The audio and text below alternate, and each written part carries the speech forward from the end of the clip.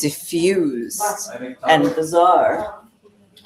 We could make them later. It's like it didn't even reach dinner time yet, and you guys have already eaten dinner, which is a scary prospect.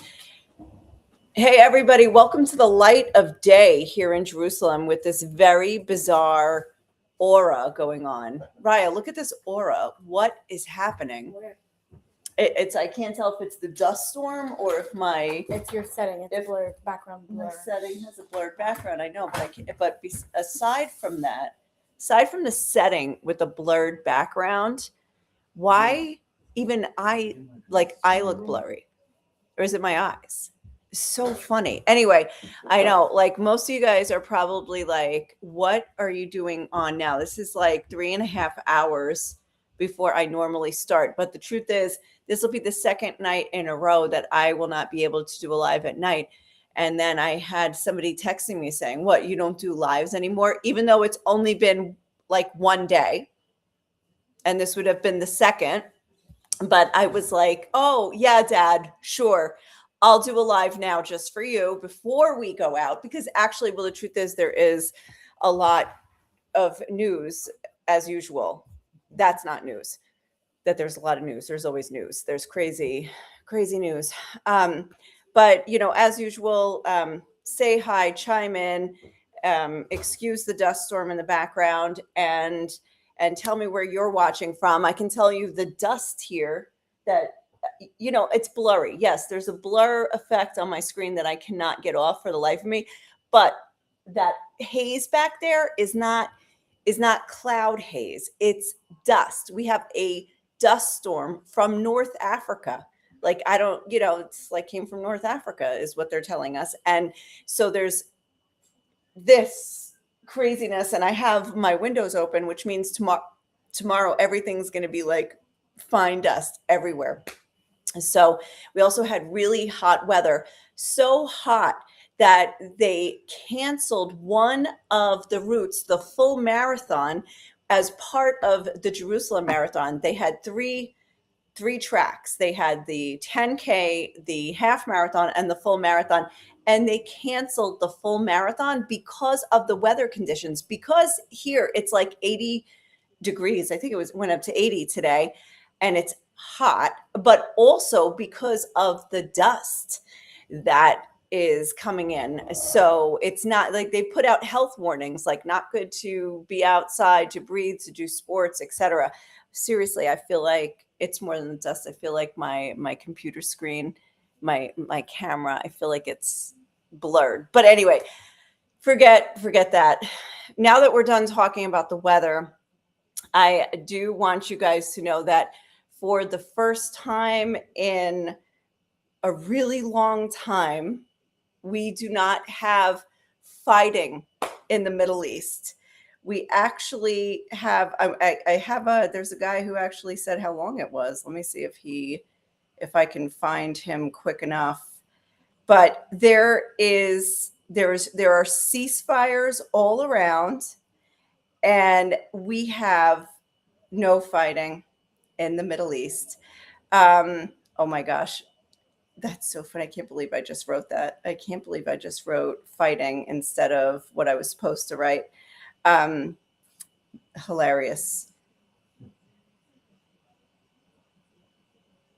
I think this is where the guy wrote the first time since February 28th. Oh, okay. Yeah, that's not so dramatic. I actually was thinking it's the first time since October 6th.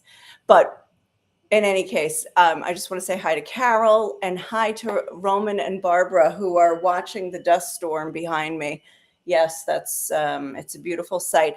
Okay, so about a week and a half ago, we were all left in some sort of in various stages of shock or not shock about the ceasefire that went into place with Iran. But we have been talking about how fighting continued in Lebanon, where Israel has been at war with Hezbollah since they jumped in solidarity with Iran, and so this so they continued, and they said, no, we are going to continue fighting Lebanon, and Hezbollah is not part of the ceasefire with Iran that the U.S.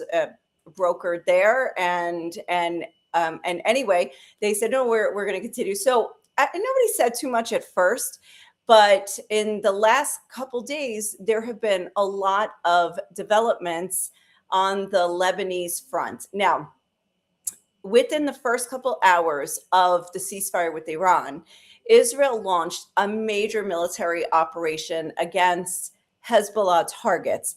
But in 10 minutes, they hit 100 targets.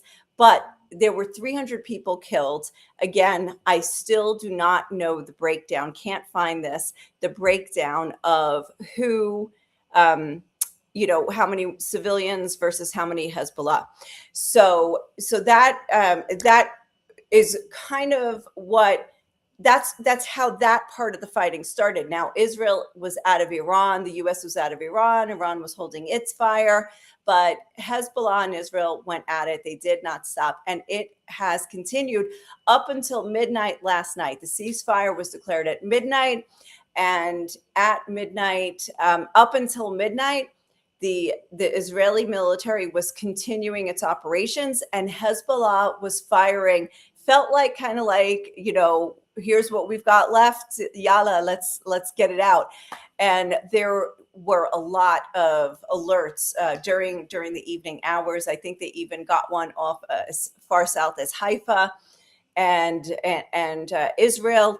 So anyway, so then the ceasefire was declared. So we are going to look at some of the reactions to the ceasefire because it's a little bit controversial for some people. It's extremely welcome for others. It also is having the same effect as the ceasefire with Iran, which is everybody claims victory, and so who knows. Let me see if I turn that up. Okay, so just briefly, let's just do a rundown of who says what, who's saying what over here. And I have Hamas, a Hamas spokesperson said that the resistance in Lebanon, which is referring to Hezbollah, has once again proven that the occupation, that being Israel, is unable to achieve its goals and cannot impose its will on the living forces of this nation. All right, so there's one. Now, what did the Houthis say? The Houthis in Yemen, who fired like only 3 or 4 or 5 missiles or drones during the 40 days between U.S., Israel, Iran. They say the ceasefire that was imposed on the Israeli regime is a historic victory for Hezbollah and Lebanon over the Zionist enemy. This achievement is the result of unity among the fronts of resistance from Palestine through Iran, Lebanon, and Yemen. The heavy losses inflicted on the enemy ultimately forced it to surrender and accept the ceasefire in Lebanon. Now, by the way, I need to pause because the other day I showed a video, I'm not going to show it tonight, in which a Lebanese politician, I think it was a politician or reporter, not sure, Tony something. I don't know, I'm looking at Tony thinking he'll remember the guy who has his name, said that he said these reports of heavy casualties among Israelis are not true. The Lebanese guy is saying this because he said that the Israelis mourn all of their losses and all of their soldiers. They put out statements and they cover every single funeral in the media. So you can't exaggerate. They cannot hide. It's too small anyway, too small a country as well to hide the losses among the soldiers. So there were reports that Israel was being obliterated. I think ultimately they lost 11 soldiers. It may have gone up, but it's a relatively low number compared to what they are saying. So anyway, let us go on with some comments about what what others are saying. Okay, the Lebanese parliament member on behalf of Hezbollah, because remember, Hezbollah is in the Lebanese parliament. They say the ceasefire was imposed on Israel due to clear pressure from Iran. Trump gave in to pressure from Iran and forced Netanyahu to agree to a ceasefire in Lebanon. Our enemy is treacherous, and we must remain vigilant as they have already violated the current ceasefire several times. All right, so far you've got this block, the Hamas Houthis, Hezbollah, saying, this is victory for Hezbollah. It was pressure from Iran.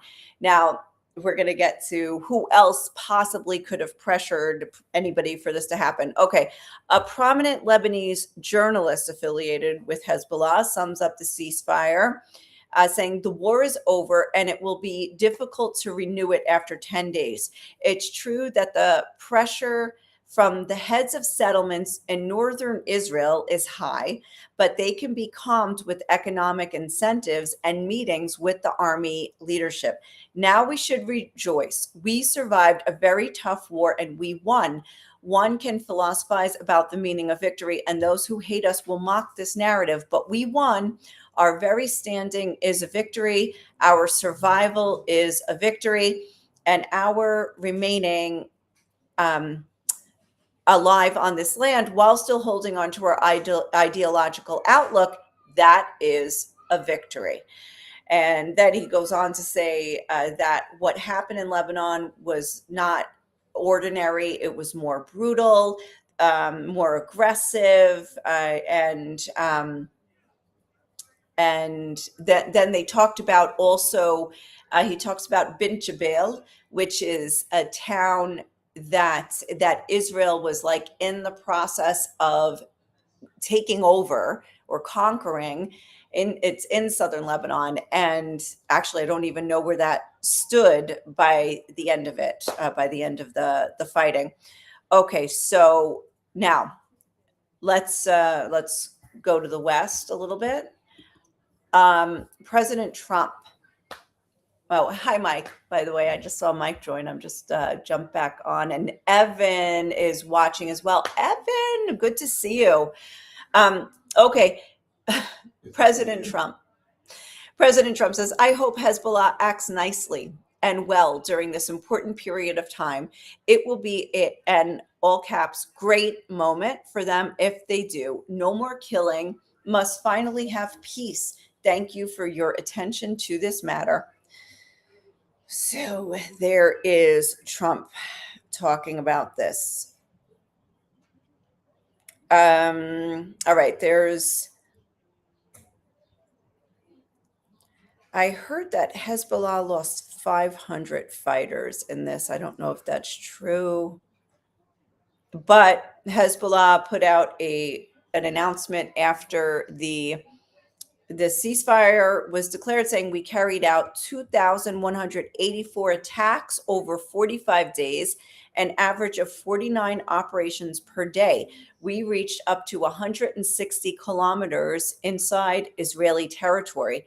Our hands remain on the trigger, ready if the treacherous enemy violates the ceasefire.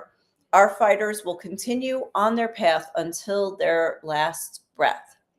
Okay. Now, let's go to the Israeli perspective here.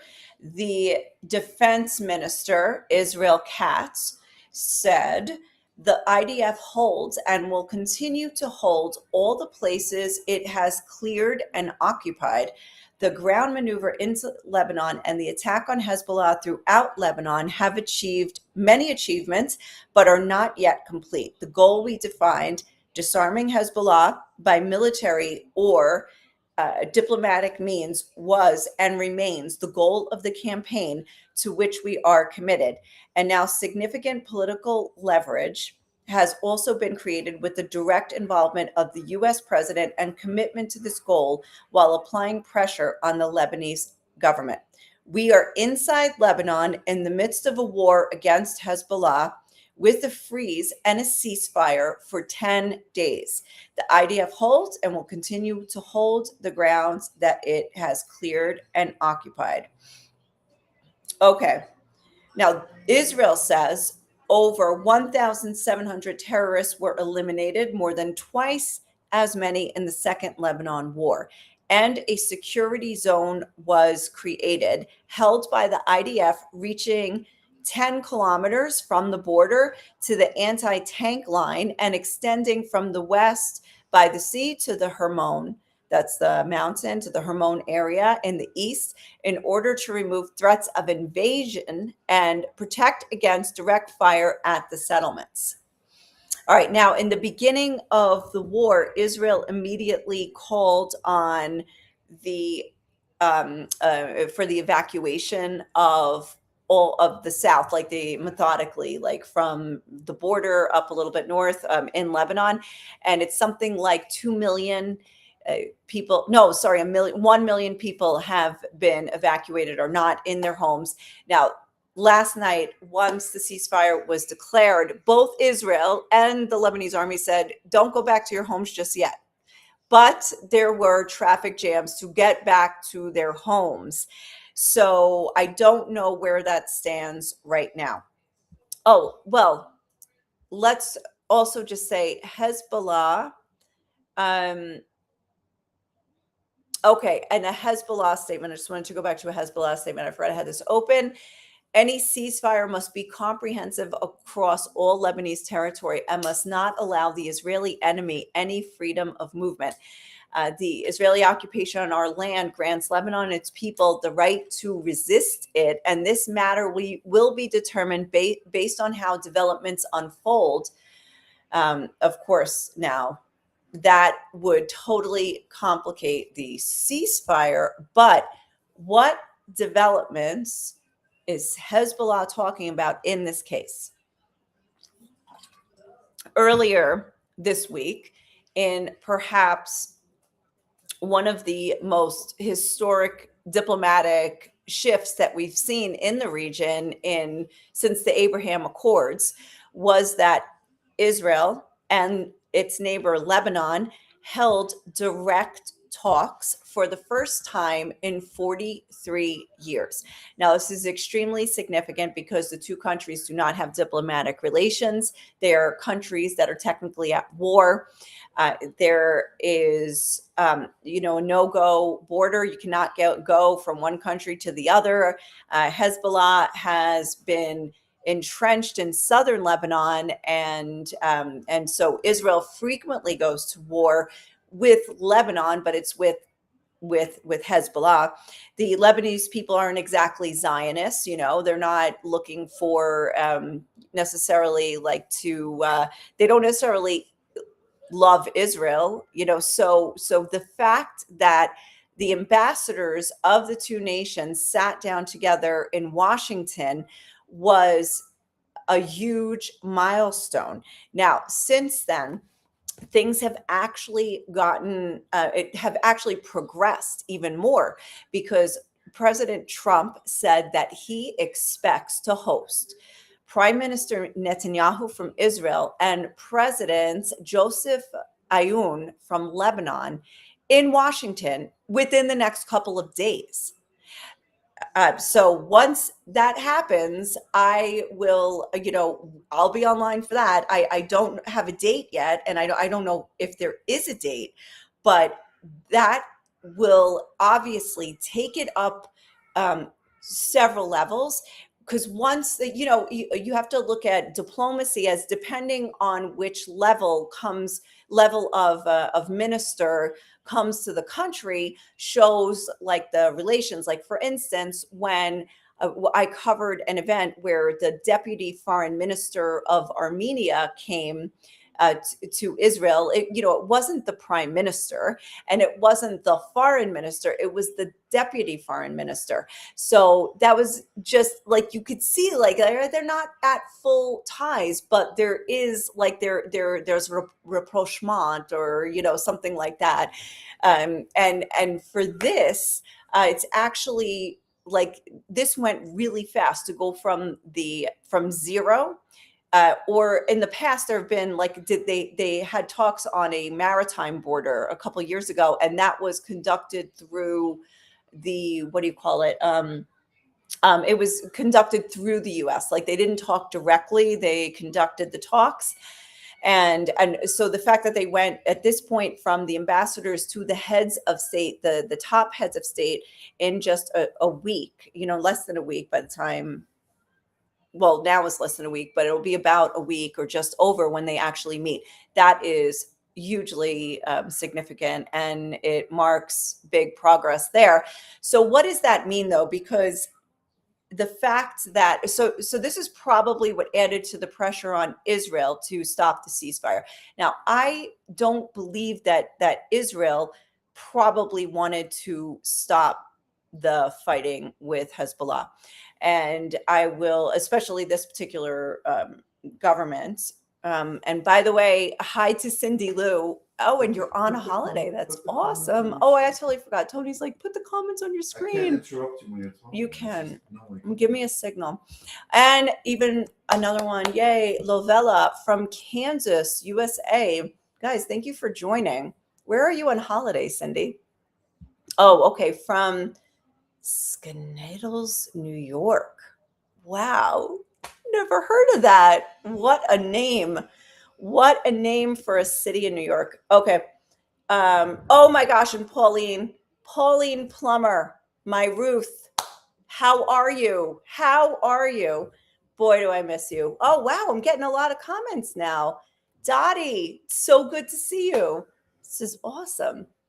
Oh, you have fog over there. Now, Cindy Lou, I just want you to know that what you see behind me is not fog. It's dust. It's actually dust. Oh, and Jen is here from Tampa. Great to see you too, Jen. I missed you the last couple of days. It's funny you being in a different time zone now. Okay, guys. So what else? There was something else I wanted to. Well, there's a lot I wanted to tell you, but okay. So Trump is here. I'll show you some of the headlines I'm looking at because I find this absolutely fascinating. Trump expecting to host these guys pretty soon. There you go. Trump expects Ayun Netanyahu at White House in 4 or 5 days. U.S. President Donald Trump said Thursday he expected Israeli Prime Minister Benjamin Netanyahu, President Joseph Ayun, to visit the White House in coming days after the U.S. leader announced a ceasefire between Lebanon and Israel.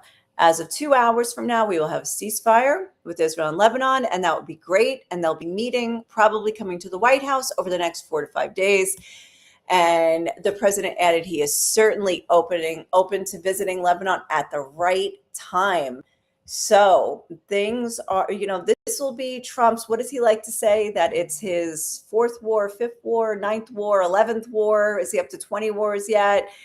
And I'm going to bring you some other articles right here. Let me get this one. Interesting stuff.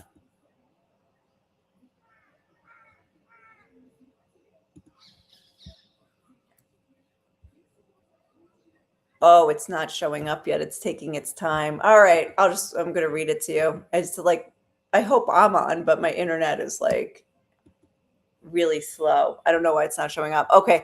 Netanyahu said Thursday that the 10-day ceasefire with Lebanon offered an opportunity for a historic peace agreement with Lebanon, but he insisted that the disarmament of Hezbollah remained a precondition. We have an opportunity to make a historic peace agreement with Lebanon, he said in a televised speech. Donald Trump said that the two agreed to a 10-day ceasefire, a 10-day truce, and that includes Hezbollah. And he said the opportunity exists because we have fundamentally changed the balance of power in Lebanon. I think that this is Netanyahu speaking. This balance has shifted to such an extent that in the past month, we have begun receiving calls from Lebanon to hold direct peace talks, something that had not happened for over 40 years. So, but he insists that Israel will maintain the now 10-kilometer, which is 6-mile buffer zone, security zone. And he says that there's still the condition of Hezbollah's disarmament. And he also said that Israel, unlike Hezbollah, is demanding a complete withdrawal from Lebanese territory, and Israel is saying no. Okay, so now, okay, let's see. Lavella says he said 10 wars as of yesterday. Okay, thank you. And Dottie says this is great news. And if it results in the disarmament of Hezbollah, then I would say it's great news for the Lebanese, and it's great news for the Israelis as well.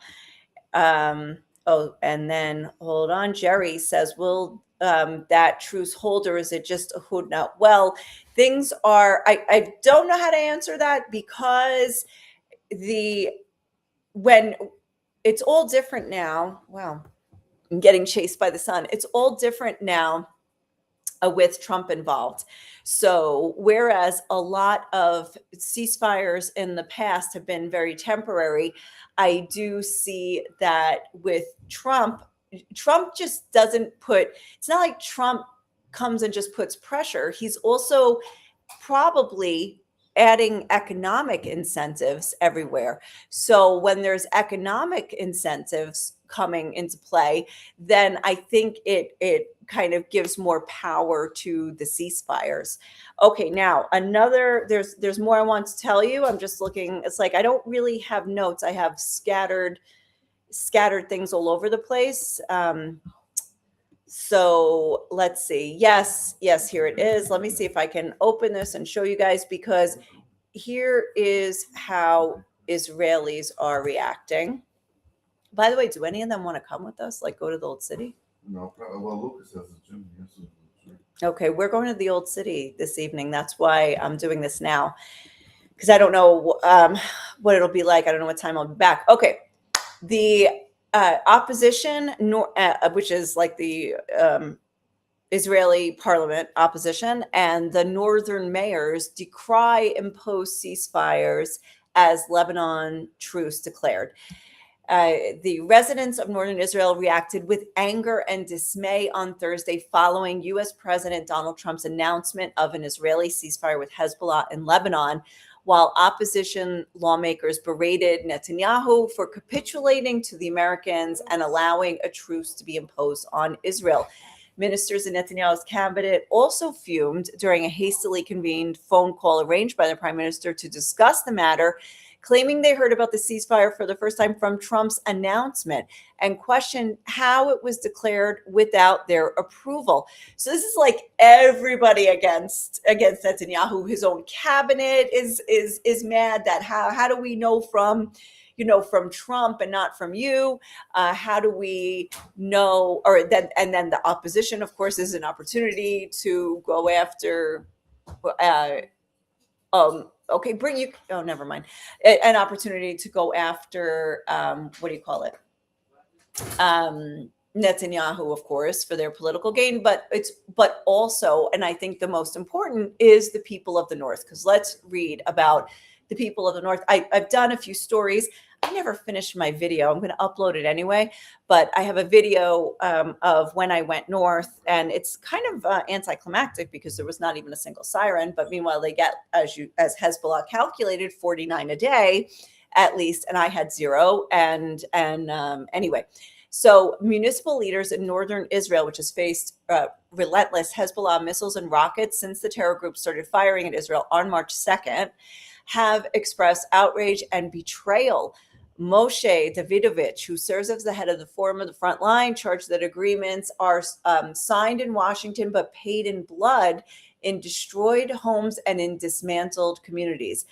A ceasefire that does not include lethal enforcement against Hezbollah for every violation, and a buffer zone free of terror up to the Litani River is not a political achievement. It is a sentence to wait for the next massacre. The residents of the North are not statistics in an international public relations show, he said in a statement. That's a picture of him right there. Metula Mayor David Azulai, a member of the Israel Beitenu party, said residents of the North feel betrayed once again by the deal. The fact that this is a president of the president of the United States, who was the one announcing the ceasefire, only highlights how disconnected the prime minister of Israel is from the people and from the reality of the residents of the North. In a direct appeal to Netanyahu, he said, your basic duty as prime minister of Israel is to provide security to the citizens of the state. In practice, you fail at this time after time. All right, somebody else called it unreasonable. The IDF should be allowed to win to achieve its goals, to the political that the political echelon set for disarming Hezbollah. A ceasefire is currently a worse option for the North than continuing the complex war reality with the missile and alarms and disruption of life. We prefer to suffer more and know that the threat is removed than a few days of apparent calm that will tarnish the entire process and then wake up at the next disaster. Okay, another one. It's another the chairman of Margaliot Moshav expressed fury. When you look at yourself in the morning, he's directing it to Netanyahu, what do you think to yourself, that you were speaking with idiots? How can you look at the IDF soldiers you send there who are fighting heroically? I was there. They are doing amazing work. Why are you stopping them? How can you explain this? So, of course, they're saying, everybody's saying this is going to result in another round of fighting. So a lot of people are saying this in the north of Israel. So thank God I didn't have the comments on while I was reading that. I was like on another screen. And yeah, because that made me laugh, Jen. I do well with scatter. That I don't know if that's good or not, but that's so funny. And thank you. I hope we have a good time tonight too, post-war. I mean, not like we didn't go out when there was war and there were restaurants open, but we are going to, the ones that had to close, the ones in the old city were all closed during the war. So we're going to support them. Now, some other stuff. Just so you know, Trump has, because Netanyahu knows that he's upset many Israelis, he said, oh, don't worry, it's not over.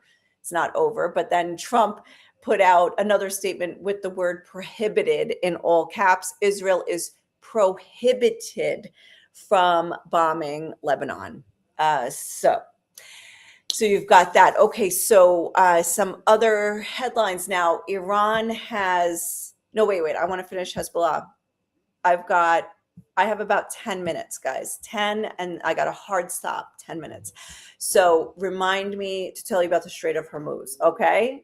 Can I trust somebody here to remind me to tell you guys about the Strait of Hormuz? But in the meantime, I know I've got, I feel like there's more. I'm not going into this story, but apparently some Israeli police, border police, they were sent to jail for barbecuing on base on Shabbat. Now that is like, I'm going to hold my fire on that. Oh my God. They were harming religion and Judaism. Sounds like, I don't know. Don't they have like religious rules like that in Iran? Sorry. I don't know. Okay, that I'm not going to read now. I do have the full text of the ceasefire, but since I blabbed so much right now, I'm not going to read it right now. We're not going to do that because I have only 10 minutes. And what we're going to check out now. No, Mike, remind me later. Don't remind me now. Don't remind me now. Remind me when I forget in 10 minutes. I ain't doing another live at 10 tonight. Well, you never know. If something big happens, maybe I'll do another live at 10 tonight, my time. Probably. Okay, here's also mixed feelings in Lebanon over talks with Israel. Lebanese were divided on Wednesday over their government's decision to pursue rare direct negotiations with Israel in hopes of ending the war between Israel and Iran. Iran backed Hezbollah. Some forced to flee their homes and communities in southern Lebanon, meaning they're probably on the side of Hezbollah, say they believe Israel's ground invasion can only be stopped through military force, not diplomacy. We stand with the young men, the fighters, and those stationed on the border, and whatever decision they make, said Mustafa Al-Din, who lives in Beirut after being displaced. These negotiations do not represent us. It's as if they never existed. Now, others said they support any initiative that promises an end to the war. The negotiations are more in our interest than in Israel's interest because we are the ones whose country is being destroyed. We are the ones suffering losses, said Mohammed Saad, resident of Beirut. We are the ones out in the streets.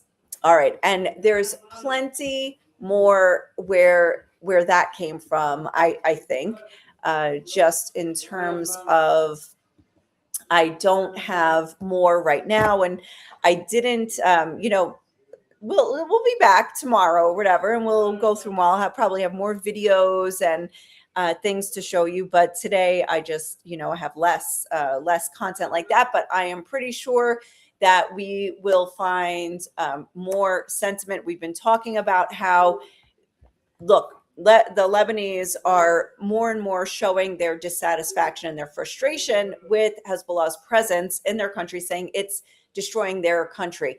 And the fact that the government feels comfortable enough to meet with Israel in public means that they are probably sensing it in the political echelons that it is now politically okay to come out against Hezbollah and also against Iran. They've been coming out against Iran a lot more in the last period of war, in this particular war. So that is extremely interesting and a different direction, and than things had been going in the past, or that that we thought things had been going in the past.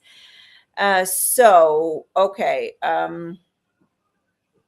Just looking quickly at some of my sources, but when you've got 400 unread messages, unread news alerts, you're not gonna, you can't really, anyway. Yeah, it takes a lot of time. And yeah, okay, let's see. This was, oh, you see, that's all from last night. So that's old news. Okay, it's old news already. All right, so you know what? Let us go on to Hormuz. I did remember. Okay. Don't forget the Strait. I got it. Because anyway, my time is waning. So before I move on, I just want to say, here's President Trump. A great and brilliant day for the world. All caps. All caps. I mean, I love it. All right. And then right after that, he says, remember, let's go back to Iran. What's happening there, right? Iran has agreed to never close the Strait of Hormuz again. It will no longer be used as a weapon against the world. President Donald J. Trump. Really? I mean, did they just come out and say that? I had no idea. Okay. Now, let's see what Iran has to say. I know it's backwards. Because it's on my screen. I know. All right. Let's see what Iran has to say. I'm going to let us go to the homepage of Iran International. Trump says naval blockade remains in place even as Iran opens the Hormuz. Okay. But I want to show you what Iran is saying about opening the Hormuz. They said, Iranian state TV, citing a senior military official, said only civilian vessels will be allowed to pass through the Strait of Hormuz via designated routes and with permission from the Islamic Revolutionary Guard Corps Navy. The passage of military vessels through the straits remains prohibited. Okay. So this is right after Trump says that it's open to global shipping, but that his naval blockade will remain in place. So what do you think this all means? Honestly, I don't have an answer for that. Here's something else he said. I didn't have this. The Strait of Hormuz is completely open and ready for business and full passage, but the naval blockade will remain in full force until our transaction with Iran is 100% complete. The process should go very quickly in that most of the points are already negotiated. So, all right. And oil prices dropped. You probably heard that. He made a big announcement about that. So there you have it. Now, it is still wait, that's not what what just happened? Cindy Lou, you commented, and I think I accidentally I deleted your comment or something. I was trying to put it on the screen, and then you said something about China. Was it Cindy Lou? Somebody said something about China. Anyway, could you please repost that because I lost it with my technical skills. So sorry. I'm not censoring. I just literally like my fingers and technology don't always go together. Okay, so yeah, so anyway, um, who do we believe? Whose report do you believe? Do you believe the Trump report? Do you believe the Iranian report? You know, I know that we're dealing with, especially like, you know, the Islamic regime puts out its propaganda and its stories. Tony, could you open the door? The cat's like getting a concussion, banging the door to get her, just like bangs her head on the door to get us to open it. And then, all right, but Trump, as we know, puts out statements that aren't like that. I'm not saying they're not true, but that he's, you know, sending other messages or something. Anyway, bluffing or whatever. So this is you know, this is just, I think it could be one of those. I don't think Iran would just come out right and say, oh, we opened it, everything's good. You know, there's got to be some give and take. It doesn't just happen like that. And also, yeah, so the US is making sure that the IRGC doesn't take tolls. I would say for sure they are going to double down on that. But it's I think there's other funny things going on here as well, just with the rhetoric itself. Maybe China threatened the U.S. with an invasion of Taiwan, and that's why Trump opened Hormuz. But Trump kept the naval blockade in place. But while he said Iran opened the strait, but we kept the naval blockade. So now, and then if it's open and the ships are going through, are they going to encounter the U.S. Navy? I am unclear about that. So I won't say too much about things I'm not very clear about. Let's see. Is that it, guys? That might be it. What I should do is just go through. Let me just check one more place where I store my notes and my news. 6:03. Oh my gosh, we're leaving in like 2 minutes. 2 minutes. I'm leaving in 2 minutes. Okay.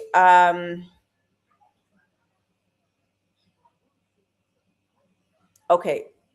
Some questions that I still have, right? So is where Israeli soldiers are staying put and where they've already gained ground, or will they be leaving? What about Hezbollah operatives on the ground? Those are questions that I still have that we're looking at. Okay, we talked about Netanyahu and Ayun meeting up, and that's it. Okay, so I think I got actually all of my notes that I actually wanted to talk about. So okay, so anyway, that's the picture of what's happening right now. We are rocket free, siren free, alert free all over the country all day today. The residents of the North might sleep tonight if the ceasefire holds. The US Iran talks are probably going to continue again. oh, they say they're going for another chat, and so that ceasefire could be extended. And so we are all in this very I don't know if it's an illusion of peace or an illusion of quiet or if it's real, but I can tell you that the people in the Middle East are not ready to let down their guards anytime soon after not just 40 days and not just 47 days for the people of the North, but for 2.5 years of some kind of conflict around the region. So nobody's letting their guard down, and everybody is waiting to see what the powers that be decide they are going to sign in the back rooms that I am sure have it's already been established and negotiated, and we are just the last ones to find out probably. So anyway, thank you very much, Craig. Stick with me here in the next couple days as we see where this develops and we try to figure out where it's all going. And thank you very much. Look into how far of a buffer zone Israel will have after talks in the north. Right now they say 10 kilometers, so we'll see if they go any further. And Lavella, thank you very much. All right, all of you, thank you so much for joining. And when I say peace out, I mean it literally, and not to sound like a Gen X teenager. My daughter's shaking her head. No, can't say that. Can't say that. All right, ciao. And have a good day or night wherever you are.